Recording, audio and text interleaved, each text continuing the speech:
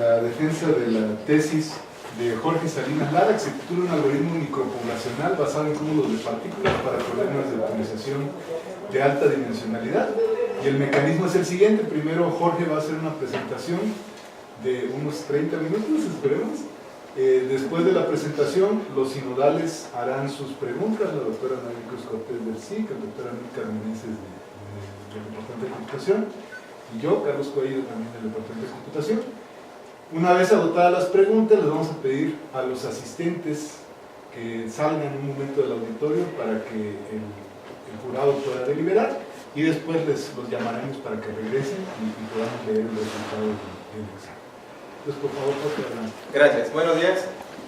Muy bien, bueno, vamos a empezar a presentar lo que es el tema: un algoritmo micropoblacional basado en cúmulos de partículas para problemas de optimización de alta dimensionalidad, asesorado por el doctor Carlos Coello.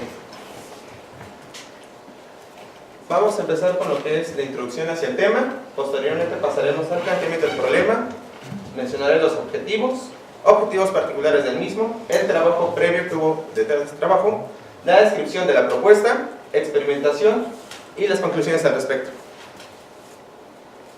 Bueno, para empezar, los problemas de optimización son comunes en diversas disciplinas del conocimiento. Esto es porque se pueden ocupar en diversas áreas a nivel científico.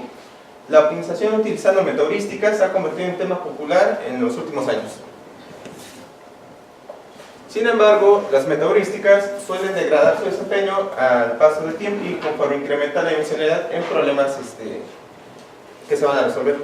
Existe el interés de diseñar un algoritmo de optimización utilizando una metaheurística basada en cúmulos de partículas, con el cual podemos resolver problemas de 100 o más variables. Muchos problemas del mundo real no pueden ser resueltos eficientemente usando técnicas de programación matemática. Esto es ya sea porque existen problemas que pueden costar mucho tiempo o bien pueden consumir muchos recursos. El problema general de optimización lineal no está resuelto. Esto ha motivado el desarrollo de metaheurísticas. Dentro de las muchas metaheurísticas existentes en la actualidad, las inspiradas biológicamente se han vuelto enormemente populares. Esto debido a que han tenido o han demostrado un muy buen rendimiento. La optimización mediante cúmulos de partículas, el cual es conocido como PCO por sus siglas en inglés, es una de las metaheurísticas bien inspiradas. La microoptimización mediante cúmulo de partículas, también llamado micro-PCO, es una versión del PCO conocida especialmente porque utilizan poblaciones muy pequeñas. Esto es no más de 6 individuos. Debido a esto, normalmente tienden a tener un costo computacional menor, especialmente debido a que no utilizan tanta memoria. Al intentar resolver un problema de optimización de alta dimensionalidad, contamos con los siguientes problemas: que el espacio de búsqueda o el espacio de solución del problema usualmente tiende a incrementarse. Surgen problemas al utilizar los operadores empleables. Esto debido a que al resolver problemas con muchas variables, por lo regular tienden a perderse o tienden a no conseguir lo que es el objetivo, sino que tienden a desviarse. Puede requerirse un número muy elevado de evaluaciones de la función objetivo para poder mostrar correctamente o adecuadamente el espacio de búsqueda. Y bueno, el objetivo que tenemos principalmente es diseñar e implementar un algoritmo basado en PCO que resuelva problemas de optimización monoobjetivo de alta dimensionalidad, utilizando un tamaño de población muy pequeño. Yéndonos más a lo particular, para ello primero se tuvo que investigar sobre las distintas metaheurísticas existentes que puedan resolver problemas de alta dimensionalidad. Se evaluó posteriormente el algoritmo propuesto y se comparó el desempeño del mismo con respecto a otros algoritmos que resuelvan este tipo de problemas. Como trabajo previo, y para empezar, tenemos de que el algoritmo de optimización mediante cúmulo de partículas fue desarrollado o propuesto más bien en 1995 por James Kennedy y Russell Everett. Es una metaheurística bien inspirada. Esta se basa principalmente en el movimiento de las parvadas para la búsqueda de alimento. Para ello lo que se tiene es que un líder busca lo que es la comida. Si alguien encuentra una mejor opción para llegar a la comida, se vuelve el nuevo líder y todos se guían con respecto a ese individuo. Y bien, trabajando lo que es el PSO como tal, sea X y T, lo que sería la posición actual de la partícula I, tenemos una partícula I, en la generación T, y el vector B y de T, la velocidad que está asociada hacia la misma partícula en la generación T. Para desplazar la partícula se utiliza la siguiente función o la siguiente operación. La posición siguiente se va a actualizar con la posición actual sumándole una determinada velocidad. Esta velocidad se ve modificada de la siguiente manera. Para poder actualizarla tenemos la velocidad actual, generalmente se puede inicializar en 0 o bien con una velocidad aleatoria. A esto se le suma C1, que es una constante que previamente está definida. Por lo regular, C1 la llevan a manejar entre 1.8 y 2.2 por R1, que es un número aleatorio real en un intervalo de 0 a 1. Esto multiplicado por la mejor posición local, que significa pBest, menos XI, que es la posición actual. A esto se le suma C2, que es otra constante, por R2, otro número aleatorio que va entre 0 y 1. Esto multiplicado por Gbest, que es la mejor partícula de toda la parvada o de todas las partículas, menos la posición actual. Generalmente por regla C1 y C2 tienen que ser menores a 4. Del trabajo previo también se tiene lo que es el Handling Constraints in Particle Swarm Optimization Using Small Population Size. Este trabajo fue desarrollado por Juan Carlos Contes Cabrera y el Dr. Carlos Coelho. Este algoritmo está basado en una versión de PSO local, genera lo que son aleatoriamente los vecindarios y utiliza un proceso de reinicialización para mantener la diversidad de la población. Muy importante debido a lo siguiente. Este trabajo en general maneja un operador de mutación que permite mejorar la capacidad de exploración del PSO. Esto mejora precisamente lo que es la búsqueda local. Debido al uso de la población muy pequeña, este se le conoce como micro PSO, la reinicialización precisamente se utiliza debido a que al tener poblaciones muy pequeñas tiende a haber pérdida de diversidad. Este trabajo en particular se caracteriza por emplear un manejo de restricciones. Pasando a lo que es el uso del tamaño de población muy pequeño, generalmente se llegan a usar máximo 5 o hasta 6 individuos se llega a emplear. Esto se le da pérdida de diversidad, por lo tanto puede provocarse lo que es la convergencia prematura. En este caso, como bien dije, se utiliza la reinicialización para evitar eso. La propuesta de este trabajo es ordenar el enjambre con base a los valores de aptitud, utilizando las soluciones factibles hasta arriba. Se reemplazan cierta cantidad de partículas, en este caso dado por RP, con partículas generadas aleatoriamente para controlar su mejor posición. En este caso tenemos lo que son todas las partículas. Si una de ellas es la que está en buena posición, o la que tenga la mejor posición, es la que va a conservarse, o dependiendo del número de partículas, que sería el número total menos RP, y las RP partículas se van a reinicializar, van a obtener posiciones nuevas para poder realizar la búsqueda.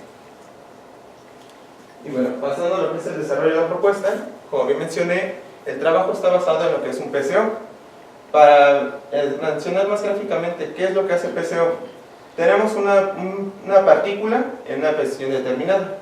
Para poderla actualizar necesitamos saber su partícula históricamente en donde haya estado mejor posicionada. En este caso se va iniciando, sigue siendo la misma. La mejor partícula de todo el cúmulo o de toda la parvada o el enjambre, si lo queremos ver análogamente con la parvada justamente, tenemos lo que es el Gbest y en la velocidad dada. Teniendo en cuenta esas tres posiciones, se puede actualizar la posición de la partícula. Esto tratando de obtener una mejor posición. En este caso se está ejemplificando lo que sería un problema de minimización. Pasando a lo que es el operador de búsqueda local, este es uno de los potenciadores de este algoritmo. En este caso es factible utilizar para las poblaciones muy pequeñas si se implementan apropiadamente los procesos de reinicialización. Como bien mencioné, se puede generar una pérdida de diversidad si no se implementa este tipo de implementación. Bueno, se propone utilizar en este caso una búsqueda local en lugar de la reinicialización. Aquí lo que se propuso fue generar una distribución gaussiana para realizar una especie de búsqueda local. De esta manera podemos aprovechar lo que sería la reinicialización sin perder la guía que tenemos ya de la búsqueda. Simplemente lo que hacemos es que ya tenemos una posición, la actualizamos realizar una búsqueda dentro de su mismo vecindario para tratar de localizar una mejor posición y al mismo tiempo aprovechar la reinicialización. Posteriormente se hace lo que es la búsqueda de la mejor posición global. Para ello, pues se realiza una comparación dentro de todo el cúmulo para ver cuál es la mejor partícula o la que se encuentra mejor posicionada. La que se encuentre como tal va a terminar siendo el óptimo global G-best. Todas las demás posiciones, en el caso de al realizar la búsqueda, se va confirmando si es la mejor posición que haya tenido históricamente o bien si se descarta y no ha tenido un mejor avance. Y esas terminan llamándose P-best. Esto se realiza con base a la función objetivo. Posteriormente tenemos lo que es la inercia. Para actualizar la velocidad se utiliza un valor de inercia. En este caso se propuso utilizar un valor que vaya entre 0 y 0.5 para que la inercia tenga un mayor impacto ya que se encuentre localizando la solución y no al inicio. De esa manera se puede favorecer a que se vaya realizando una búsqueda mucho más abierta, es decir, que no vaya restringida hacia cierto espacio. Para actualizar la velocidad se realiza una modificación en la función original de presión. Originalmente teníamos que la velocidad en la posición siguiente se actualiza con la actual velocidad que tiene, a eso sumado con C1, que es la constante que está previamente definida, R1, que es un valor aleatorio entre 0 y 1, multiplicado por la mejor posición local menos la posición actual, más C2, que es la constante previamente definida, por R2, valor aleatorio entre 0 y 1, multiplicado por G-best, mejor posición global, menos XY. La modificación que se realizó fue descartar completamente el uso de la mejor posición local, yéndonos directamente a utilizar el operador de la inercia hacia el operador de velocidad que ya teníamos. De esa manera se acota la velocidad, suponiendo que tenemos una velocidad de 40, 50, pasamos a hacer una velocidad pequeña, y de esta manera se promueve una nueva dirección de búsqueda. Tenemos lo que es la presión de la velocidad, sumándole C1, que va a ser una constante que está previamente definida, por R1, que es un valor aleatorio entre 0 y 1, multiplicado por la mejor posición global, menos la posición actual. En este caso se propuso descartar la posición local para actualizar la velocidad, debido a que se implementó en el operador de reinicialización. Y de esta manera tratar de hacer un poco más simple lo que es el uso de operadores. Adicionalmente, se empleó lo que es el operador de rotación, desarrollado para algoritmos genéticos por Michael Lewis. Para su funcionamiento se realiza una suma o una resta de la posición actual de la partícula, en todas las dimensiones, cuya magnitud depende del número de la iteración actual. Es decir, conforme va pasando el tiempo y conforme va avanzando el algoritmo, va a influir directamente en el valor de mutación. La función que está previamente definida es x y d, que sería x en la generación actual en la dimensión d.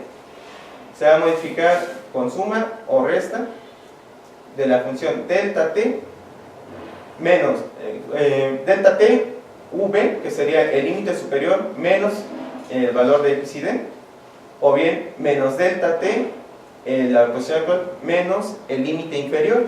Esto dependiendo si el valor de R es 0 o 1. En este caso se hace lo que es un flip, es decir, seleccionamos un valor entre 0 o 1 con una probabilidad de 0.5 para poder definir con cuál de los dos se va a realizar la mutación.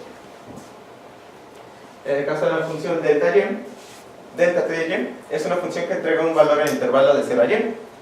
Esta función está definida como y multiplicado por 1 menos r elevado a la 1 menos t sobre t elevado a la b.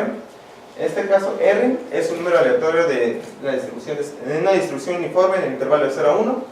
T mayúscula es el número máximo de iteraciones que va a realizar el algoritmo. T minúscula es la generación actual en la que se encuentra el algoritmo o en la que está iterando.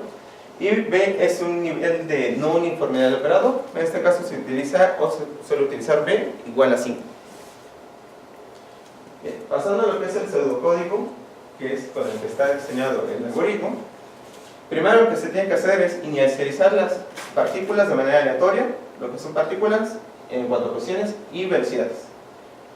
De una generación actual de 1 hasta un total, en este caso es de 125.000. pasamos a realizar lo siguiente. Primero verificamos con un contador, que es el llamado CONT-GR, si se va actualizando o no, si va a tener que realizar la operación de búsqueda local. Esto se va a definir siempre y cuando el algoritmo ya no esté avanzando. Es decir, si nuestro algoritmo va localizando mejores posiciones, no hay necesidad, no va a entrar a este directamente. Sin embargo, cada que no alcance a mejorar en cada iteración, se va a incrementar este contador.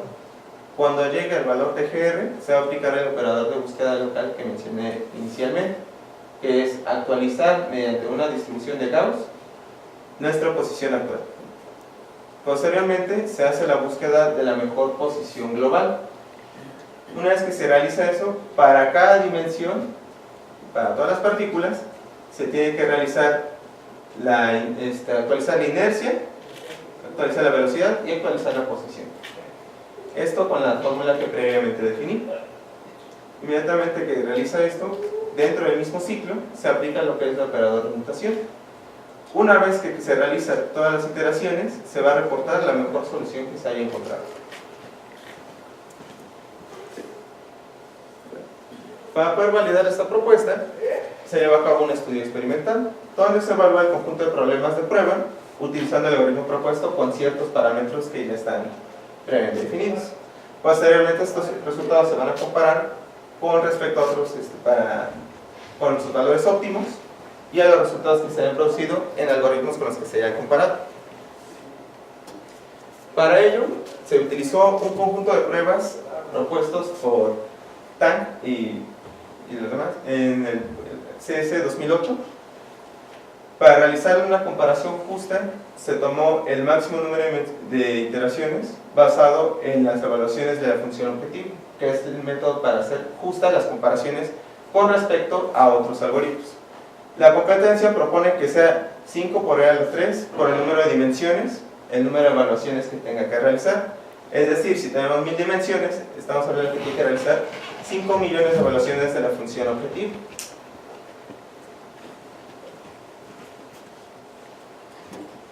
Las funciones que se emplearon y que fueron propuestas en ese concurso, en esa competencia, son la función desplazada de la esfera, el problema de Shuffle desplazado, la función desplazada de Rosenbrock, la función desplazada de Rastrigin, la función desplazada de Greimann y la de Ackley. En este caso, 3 de las funciones son separables y 3 no lo son. Para fines de este algoritmo, no influye si son o no separables, debido a que no utilizamos mecanismos de separación. Lo que sí es destacable es que todos tienen que tener escalabilidad. Los parámetros de entrada para el algoritmo están dados precisamente por el tamaño de población. Como bien mencionamos, el máximo de partículas tiene que ser 6 o 5. En este caso propuso utilizar 4 individuos como población. El número de iteraciones, guiándonos con la referencia de 5 por 3 a la 3, por el número de dimensiones, tendríamos 1250 por el número de dimensiones. Esto es lo que va a realizar para poder obtener ese justamente de 4 por 1250, 5 por e a la 3. C1, que es la única constante que se emplea, vale 1.7. El número de iteraciones sin mejora previo al reemplazo, que sería el contador GR, tiene un valor de 50. Y esto, para ello tenemos que reemplazar 3 partículas. Es decir, la mejor partícula se va a conservar, las otras 3 van a tener que realizar el operador de búsqueda. Y el porcentaje de mutación va a estar dado por 1 entre el número de dimensiones, que es una recomendación que en general se ha realizado para aplicar este porcentaje. Dentro de los resultados que se obtuvieron, en general, nuestro algoritmo tuvo un desempeño decente, siendo que en uno llegó a superar incluso en la función de Shuffle, llegó a obtener un mejor resultado. Esto es para 100 dimensiones. Tenemos también la comparación para 500 y directamente pasamos a lo que sea para 1000 dimensiones. Justamente tenemos lo que es nuestra comparación y tenemos que, si bien no llega a ganar o tener la mejor solución con respecto a todos, es el algoritmo justamente, en particular utilizar micropoblación a diferencia de todos los demás. Entonces, teniendo unos resultados bastante aceptables para lo que es el rendimiento de esta experimentación, se pudo concluir lo siguiente. Se utilizó un mecanismo de búsqueda local para poder reemplazar la reinicialización habitualmente empleada en los algoritmos micropoblacionales. Se propuso evitar el uso de la mejor posición local, que sería el P-best, en la aceleración de las partículas, tal como se llega a proponer en un precio original. Para realizar la eliminación de la mejor posición local, esto permite que la búsqueda local tenga un mayor impacto, es decir, no tendríamos como que la realización nada más para la pérdida de la diversidad, sino que tendríamos el uso de la realización para que influya directamente dentro del algoritmo. Y al usar una población muy pequeña, nos permite reducir el uso de la memoria. Con ello, evitamos que sea la realización un proceso adicional simplemente para generar nuevas partículas, sino que influya directamente en el resultado del algoritmo. Y bien, como trabajo futuro, la eliminación de la mejor posición local tiene que analizarse con más detenimiento para poder adecuar y poder mejorar el desempeño del algoritmo, y en general poder aprovechar lo que es la eliminación de la mejor posición local para realizar este tipo de búsquedas. Y se propone extender el algoritmo a lo que son problemas de optimización multiobjetivo, pero que a su vez puedan resolver problemas de alta dimensionalidad, aprovechando las ventajas y los beneficios que tiene el uso de la micropoblación para poder extenderlo hacia problemas de más de un solo objetivo. Y bueno, sería. Muchas gracias, Sol. Gracias. Empezamos con las preguntas, doctora Mabel. Gracias.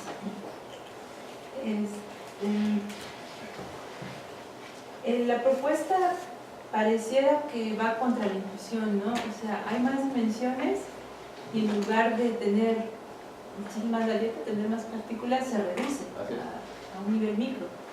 ¿Por qué? Bien, claro que sí.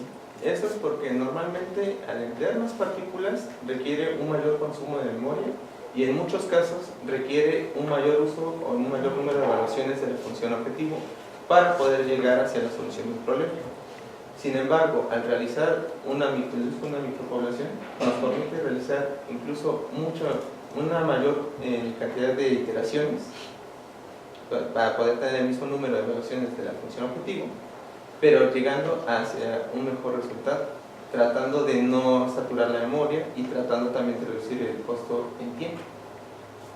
O sea que la ganancia en realidad solo sería en costo de memoria. Memoria. Porque las evaluaciones son las mismas.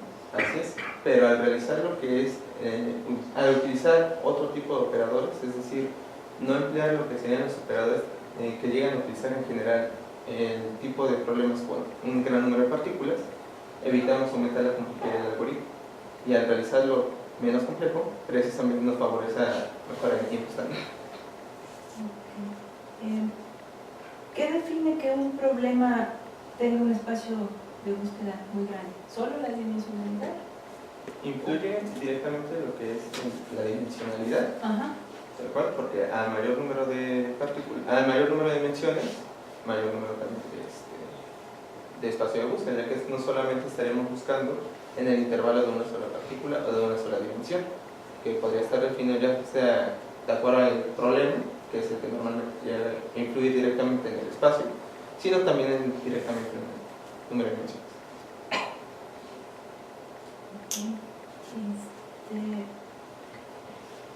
¿Podrías explicar más detalle del buscador local, por favor? ¿Cuántas veces lo intenta? ¿Cómo hace esa búsqueda? Muy bien, pasamos a la diapositiva, que sería directamente en esta. Muy bien. Este buscador lo que hace es que reemplaza directamente lo que es la función de reinicialización. Generalmente la reinicialización se aplica cuando se nota que el algoritmo ya no está avanzando, es decir, que se queda estancado en determinado punto, que pueden pasar 50, 100, 200 iteraciones y se queda en el mismo resultado. Eso le pasa mucho a los micros, ¿no? Así es, que esa es la reversión. En este caso, al tener 50 evaluaciones no exitosas, es decir, que donde no tenga una mejor solución, entre este operador, donde todas las partículas que están ya cercanas o muy pegadas se desplazan ligeramente, y ligeramente me refiero con base a la función de la distribución gaussiana. Esto está dado por la media, la distancia y la mejor posición global, la media de la misma. Al momento de hacer este desplazamiento, lo que hacemos es como si abriéramos el espacio. Si estuvieran las partículas todas juntas, las separamos para que cada quien tienda a buscar. Pero lo que está midiendo es la distancia de las partículas o que no mejore la actitud de una partícula.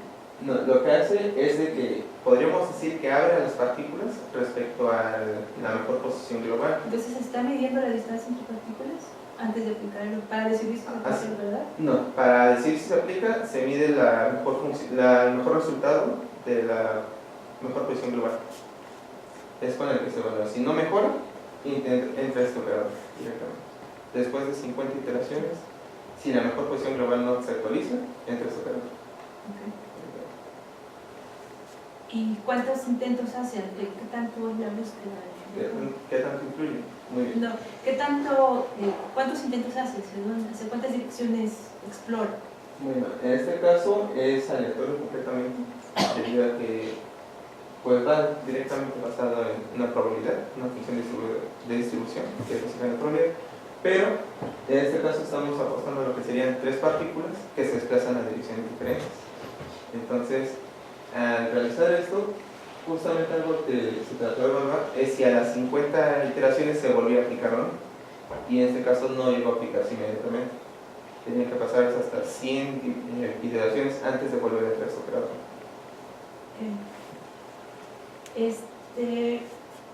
¿Podría comentar por favor sobre los parámetros? Parece que se introducen muchos parámetros o no. En este caso, en este. Bueno, sí hay algunos, ¿no? Pero, por ejemplo, el número de veces que hay que contar para ver si se aplica la... Justamente. El número de iteraciones mejora, pero bien. ¿Esos son todos los parámetros que se introducen? Así es. ¿Y qué tanto influye esos valores en el desempeño del algoritmo? Muy bien. Justamente, en este caso se realizaron las pruebas con 100, con 200, se realizó lo que es el cambio con respecto a este y con respecto al segundo. Directamente influyó más en lo que es el valor de F4, fue donde se notó una mejoría cuando se utilizaba el operador del GR, el code GR, a 25. Es decir, si se implementaba más seguido ese operador, mejoraba el resultado de F4, pero bajaba el rendimiento con respecto a los demás. Es decir, solo influía directamente con una función si se disminuía o si hacía una variación mínima con respecto a los parámetros. Es decir, si utilizaban los parámetros con valores muy bajos, lo que sería nuestra función 4, que sería la función de Raspberry, es la que mejoraba, pero todos los demás empeoraban su rendimiento o se alejaban en gran medida respecto al óptimo, ¿no? Entonces, los valores que más se acercan justamente fueron estos valores, sacrificando un poco lo que sería la función de Raspberry, pero beneficiando completamente al problema de Shoup. Okay. ¿Aquí tiene caso hablar de la topología de los vecindarios del PSO o no hay tal concepto? Bueno, directamente lo que sería dentro del algoritmo, bueno, no lo menciono dentro de lo que es la presentación, pero en este caso podríamos utilizar lo que es una topología global, debido a que estamos tratando de mandar todo lo que sería tratar de que todas las partículas vayan caminando hacia cierta dirección y todas estén conectadas con todas, es decir, todas se van comunicando entre sí para tratar de llegar a lo que es al otro. No dejamos que una partícula se guíe junto con la adyacente. Okay. Gracias. Muchas gracias. Bueno, gracias por la presentación. A ver, entonces, si estoy entendiendo tu algoritmo, o sea, la ventaja que ofrece tu algoritmo es que dices que bajas la complejidad y aumentas la precisión. No, mejora lo que es disminuye la complejidad y disminuye el consumo de memoria. Sí, porque la doctora me dijiste que mejoramos la precisión. Porque... No, mencionaba que para el cambio de parámetros mejoraba esa parte. Okay. Pero para la parte del algoritmo directamente, eso es mucho. Ok. ¿Te puedes ir a la tabla anterior, por favor? ¿La entrega esta? Ajá, sí. No, a la tabla que está esta. Ok. ¿Me puedes explicar ahí por qué, por ejemplo, el promedio que sale 0, desviación estándar 0, el 0, ¿por qué sale 0? Yo si uno así, puede hacer muchos experimentos numéricos, si uno encuentra el 0 y 0 y 0 y 0, uno empieza a sospechar de que hay algún problema. Ah, sí. La verdad, sí. ¿No? Entonces, ¿puedes explicar exactamente por qué consideras que ese dato es el adecuado? Bueno, estos datos directamente fueron obtenidos de lo que serían los trabajos que desarrollaron el edificio. Es decir, estos trabajos como tal fueron los que desarrollaron y los que reportaron los Ah, los que reportan que son los buenos. Así es, estos son los reportados por mi director, los que obtuvieron el edificio. Ya, nunca comentan. Así es. Luego a veces es por la precisión, a veces llegan a determinada precisión y obtienen cero, pero con una presión que posiblemente no sea adecuada. Ok, aquí me estás mencionando cuál es el mejor, en cuál se obtuvo el peor desempeño. ¿El peor del mío? Ajá, de tu. El peor lo obtuvo en la función 3, que es en el problema de Rosenberg. ¿A qué le atribuyes? A que en la función 2 tuviste un mejor desempeño y en la 3 el peor. Bueno, directamente esto lo atribuyo a que posiblemente no utilizar la mejor posición local como una guía, precisamente tendió a perderse dentro de esa función. Entonces, esta función en particular fue la que más problemas me llevó a dar justamente al realizar las evaluaciones con respecto a todos los demás. ¿Qué características tiene esa función? Esta función en sí es multimodal, en primer lugar. Ah, ok. ¿Puede ser separable? No separable, ¿qué? Y es algo directo de la función de Rosenberg. Pero esta en particular llegó a generar ese problema de que, por lo mismo de que no se está siguiendo en una guía, por así decirlo, porque sería, no se está guiando para la mejor posición histórica, pero a lo que le atribuye que posiblemente no haya llegado a ser la mejor posición como tal, pero sí tuvo una cercanía a comparación con el sistema. ¿Y la F1? ¿Cómo La se comportó? En cuanto al resultado, Ajá. O sea, ¿te dio problemas? ¿No te dio no, problemas? en este caso sí llegó a un resultado no tan preciso, pero sí llegué a resultados. Sí, porque pareciera que los que son multimodales no tuviste buen desempeño. ¿no? Así es. Sin embargo, en el caso de P2 es unimodal y es donde tuve el mejor desempeño. Está bien.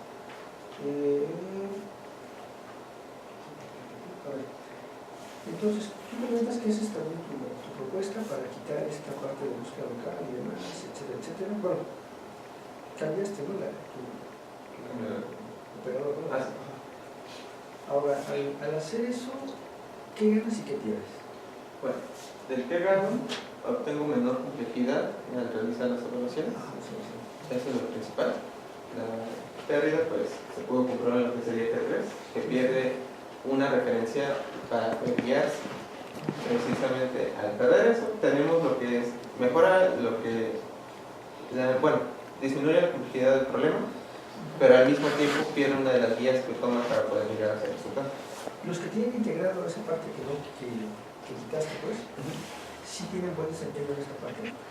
En su mayoría, bueno, todos realmente utilizan lo que sería esa ecuación, todos los que están mencionados. Entonces hay una correlación. Pero tú puedes decir que existe una correlación entre esa parte de la... Sí, y al mismo tiempo no, porque si hubiera sido una correlación directa, no habría tenido ningún resultado bueno, o además hubiera tenido un resultado bueno. Pero sí hay resultados que se acercan a lo. Entonces, directamente no lo atribuiría a que existe una correlación, pero sí a que sí influyó respecto a la guía que pudo haber tenido para llegar a ese mejor resultado. ¿Te puedes ir ahí a la 27? Sí. Aquí se dan unos parámetros. Bueno, en general, bueno, aquí tu constante es C1, ¿no? Así es, ¿no? es lo único. ¿Cómo eliges ese valor? Bueno, Ese parámetro generalmente de qué valor a qué valor va, o muy bien.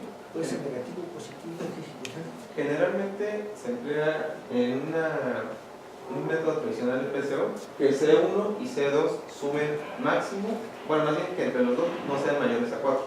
La suma de C1 y C2 debe ser menor a 4. En este caso, al eliminar uno, tenemos como que un rango un poco mayor. Al realizar lo que es diversas pruebas de C1, se realizó una prueba en la que de plano no se utilizaba, donde evidentemente no tuvo un resultado válido. Uno con 0.5, 1, 1.5, 2, se fueron realizando diversas pruebas.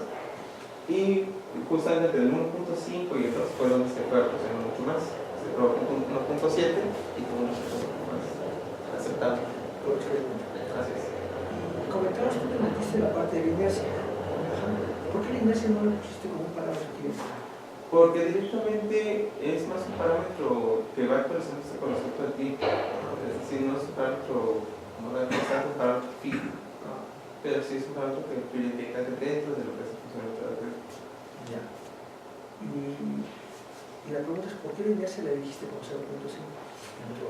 Porque justamente probé también cuando usaba una inercia muy elevada. Ajá. Llegué a probar desde la inercia cero hasta la inercia muy elevada. Y ya que tenemos inercia muy elevada. Llegar al grado de que la inercia es de valores mayores a 1.4, que es donde vienen mencionar algunos textos acerca del valor de la inercia. La mayoría menciona que la inercia tiene que ser menor a 1.4, 1.7.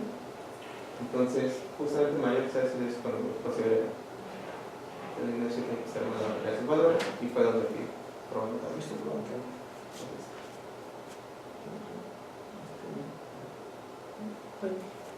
Muchas gracias. ¿Te puedes ir al acetato donde pones la expresión del PSO y cómo lo modificaste? Claro que sí. Bueno, primero una precisión, porque algo que dijiste en el otro acetato anterior donde pones el PSO original no es correcto. ¿Puedes repetir cómo deben ser los valores de C1 y C2? Muy bien. Los valores de C1 y C2, la suma de C1 y C2 deben ser menores a 4. Es que dijiste que los valores Los digo por menores a separado. 4, pero no los individuales, es la Claro. suma. ¿Por qué? ¿Por qué no deben ser Se realizó lo que es, en otros trabajos han mencionado, o se realizó una evaluación del rendimiento de C1 y de C2. Y justamente concluyeron de que la suma de ambos tiene que ser menor a 4 para no incluir directamente dentro de lo que es el algoritmo, no dar una inferencia directa dentro de lo que es la función. ¿Pero qué es lo que pasa si excede 4? ¿Qué hace el PSO? Si excede, lo que tengo recordado es de que no llegan, tiende a irse más allá fuera de los límites del espacio de búsqueda, tiende a incrementarse mucho el valor de velocidad. Entonces, por consiguiente, tiende mucho a salir fuera de los espacios de los límites superior e inferior del espacio de búsqueda. ¿Existe algo para controlar eso? Para Así es. evitar, porque aún si no excede 4 en algunos casos, Sí, la velocidad se puede salir del límite. Así es. ¿Qué es lo que se suele usar? Usualmente se utiliza un factor de constricción, que es un parámetro constante previamente definido, que afecta completamente a la función. En este caso, tendríamos, si se empleara un factor de construcción, que dentro de todo eso tendría que ir multiplicado por ese factor de inercia, o este factor de constricción, mejor dicho, para poder realizar una limitante. En caso se acota directamente hacia esos límites, o en el peor caso, o el mejor caso, se llega a reinicializar completamente la velocidad. ¿Y tú adoptaste el factor de construcción? Lo llegué a adoptar, pero no me dio un resultado que fuese mejor o que favoreciera en mejor medida el algoritmo. Por esa razón terminé descartando. Hay nada más una observación. En la fórmula que pones arriba no incluyes la inercia, que si bien en la fórmula original del PSO no aparece, es bastante estándar. Prácticamente todas las versiones actuales del PSO utilizan la inercia. O sea, porque si no se ve como que fue ocurrencia tuya hacer la inercia, pero la inercia en realidad viene desde la fórmula. Así es. En este caso, lo escribí así debido a que menciona que es de la función original, la expresión. Ok, ahora si te puedes ir a los resultados. Claro que sí. Ahí en general pareciera, por la cantidad de negritas, que al que le va mejor es al DNS-PSO. ¿Recuerdas qué características tiene ese PSO? Muy bien. De las características, primera está desarrollado directamente en MATLAB, es decir, está hecho en MATLAB, ya se conoce el código, pero dentro de las características que maneja es de que no menciona completamente lo que es la precisión que tiene el algoritmo. El resultado, que no mencionan de que tiene precisión de 10 decimales, 15 decimales, no mencionan muy a detalle esa parte. Por esa razón, la mayoría de los resultados que están fuera de 0, justamente es corrige al menos 1, 0. Pero yo me refiero al principio de funcionamiento. ¿Te recuerdas si es coevolutivo? O sea, ¿qué tipo de Ese tipo de algoritmo está dentro de la gama de los coevolutivos. Es decir, separan lo que es la función para poder realizar las evaluaciones por separado. Es coevolución cooperativa. Entonces. Okay. ¿Y tú qué crees que le faltaría a tu algoritmo para ser más competitivo? ¿En qué viste que estaba la mayor limitante? ¿En diversidad? ¿En que no llegaba, esperabas mucho y no llegaba? ¿Esfuerzo de búsqueda? O sea, ¿qué es lo que crees que le falta? Bueno, de lo primero sería lo que mencionas del esfuerzo de búsqueda. Justamente sentí como que pudo haber una función adicional o algo agregado que pudiera potenciar un poco más al algoritmo.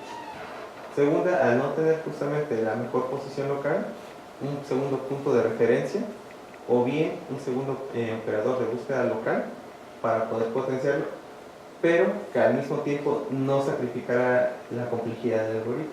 Es decir, que mantuviera el no ser tan complejo, pero que al mismo tiempo pudiera potenciar la búsqueda.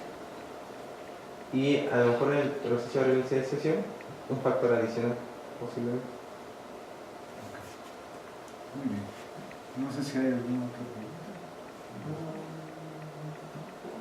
Entonces pediríamos a Jorge y a los demás asistentes.